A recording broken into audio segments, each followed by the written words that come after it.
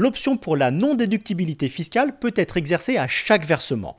Elle doit être faite au plus tard lors de ce versement auprès du gestionnaire du PER et elle est irrévocable. L'épargnant peut donc faire un choix différent à chaque versement. Lors de la liquidation du plan d'épargne, à l'âge de la retraite, deux options s'offrent à vous. Soit liquider votre plan sous forme de rente, soit opter pour une sortie en capital. Il existe toutefois une troisième possibilité. Si vous n'avez pas besoin des sommes qui y figurent, rien ne vous oblige à retirer votre épargne.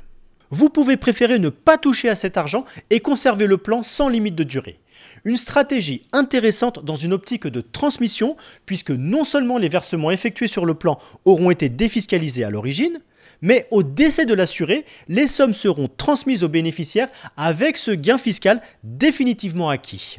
Si vous choisissez une sortie du PER en capital, la part correspondant au cumul des versements effectués pendant la phase d'épargne est imposable dans la catégorie fiscale des pensions de retraite, sans application de l'abattement de 10% et sans possibilité d'opter pour l'imposition au taux forfaitaire de 7,5% applicable aux retraites liquidées en capital.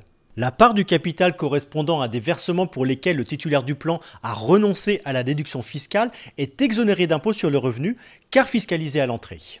Quant à la part du capital correspondant aux produits accumulés sur le plan, elle est imposée dans la catégorie des revenus financiers. Elle est soumise au prélèvement forfaitaire unique de 30%, soit 12,8% au titre de l'impôt sur le revenu et 17,2% de prélèvements sociaux. Il est toutefois possible de renoncer à ce PFU et d'opter pour l'application du barème progressif de l'impôt. En cas de déblocage anticipé du plan, du fait d'un accident de la vie, le capital récupéré est exonéré d'impôt sur le revenu.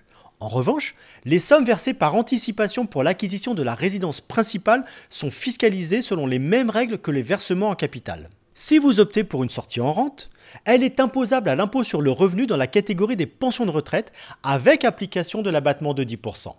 En revanche, la part de la rente provenant de versements pour lesquels le titulaire du plan a renoncé à la déduction fiscale est imposable dans la catégorie des rentes viagères à titre onéreux.